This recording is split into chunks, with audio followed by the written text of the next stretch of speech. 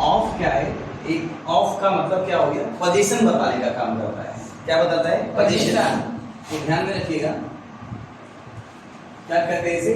Position कहते हैं। Position का मतलब क्या होता है? ऑनरशिप बताएगा। अगर मैं कहूं द स्टूडेंट्स ऑफ एलिगेंट,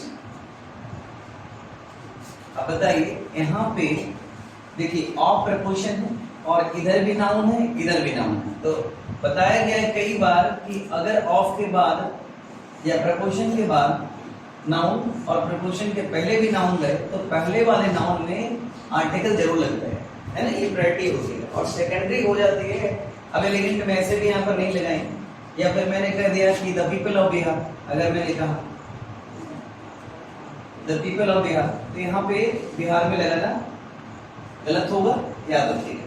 तो यहाँ पे द स्टूडेंट्स ऑफ एलिगेंट, अब यहाँ पर मैं लिख दूं दो वर्ब, इज और आर, ठीक है ना, गुड।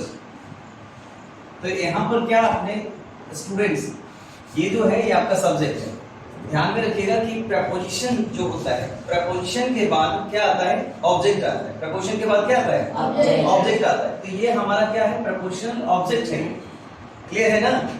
इसीलिए सब्जेक्ट आपका स्टूडेंट्स है और यही डिसाइड करेगा वर्ब को। तो यहाँ पर क्या होगा? The students of elegant are good. अब इधर मैं कहूँ कि द पीपल ऑफ बिहार, ठीक है ना, अब दो या डज और यहाँ नॉट लगा, ड्रिंक लगा, ठीक है ना। तो यहाँ पर क्या होगा? The people of Bihar do not drink और डज नॉट ड्रिंक, क्या हो जाएगा? तो हम देखेंगे कि पीपल क्या है, ये प्लूरल नाउन है ना, तो प्लूरल नाउन क्या लेता है? डू नॉट लेता है ना। तो यहाँ पर क्या हो जाएगा? डू होगा, याद रखना, डज नहीं होगा। अगर मैं कह दूं यहाँ पे कि the environment, the environment of villages is or are not good। अब मुझे बताइए कि यहाँ पर क्या, फिर देखिए इधर वाले से मतलब तो है नहीं, हमें मतलब है एनवायरनमेंट से। अब बताइए एनवायरनमेंट कैसा है? ये अनकाउंटेबल नाउन है ना। तो एनवायरनमेंट क्या, सिंगुलर वर्ब या प्लूरल वर्ब? क्या लेगा? सिंगुलर। सीधी सी बात है, सिंगुलर वर्ब ना कि प्लूरल वर्ब। आप समझ में आया ना?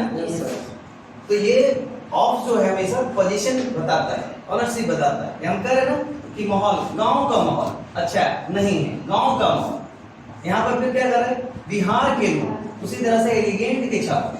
क्लियर है? किसी का नाम या the boy of sentence not very, फिर से बोलिए। किसी का जैसे राम एंड बॉय, मतलब कोई आदमी का नाम लेकर उसमें ऑफ किया तो वहाँ अपोस्ट्रोफी इसका प्रयोग करें। अपोस्ट्रोफी इसका मतलब ये होता है का, के और की।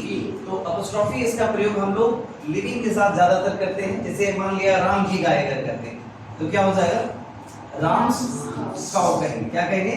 राम्स काउ कहेंगे। लेकिन कई ऐसे कंडीशन है जिसमें अपोस्ट्रोफी इसका यूज हम नॉन लिविंग के साथ भी करते हैं, ठीक है ना। जैसे मान लिया कहा कि भारत का परफॉर्मेंस, ठीक है ना, तो यहाँ पे इंडियाज परफॉर्मेंस होगा। क्या हो जाएगा? इंडिया।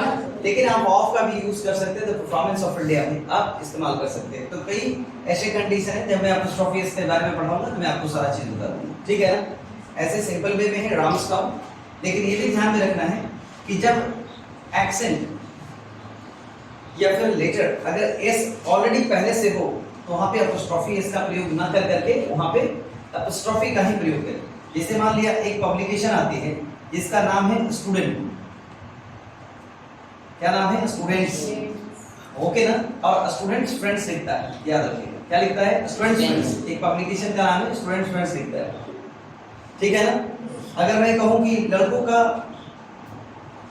तो लड़कों के लिए बॉयज होगा। अब लड़कों का तो बॉयज, और बॉयज परफॉर्मेंस अगर लिख दूं परफॉर्मेंस, तो यहाँ पर बॉयज परफॉर्मेंस का मतलब लड़कों का परफॉर्मेंस। अब समझ में आया? हम लोग जब भी बोलते हैं कि पापा का नाम क्या है, फादर्स नेम, ब्रदर्स नेम, है ना, मदर्स नेम, इस तरह से वहां पे अपोस्ट्रोफी का इस्तेमाल कर सकते हैं। क्लियर है? लेकिन जहां भी अपोस्ट्रोफी का इस्तेमाल करेंगे वहां पे ऑफ का भी इस्तेमाल हो सकता है, नो प्रॉब्लम। जैसे मैंने लिखा राम का, क्या द काउ ऑफ राम होगा? Yes. यस हो जाएगा, कोई दिक्कत नहीं है। अपॉस्ट्रोफी एस का प्रयोग जो है ना रिस्ट्रिक्टेड है, लेकिन ऑफ के लिए कोई दिक्कत नहीं।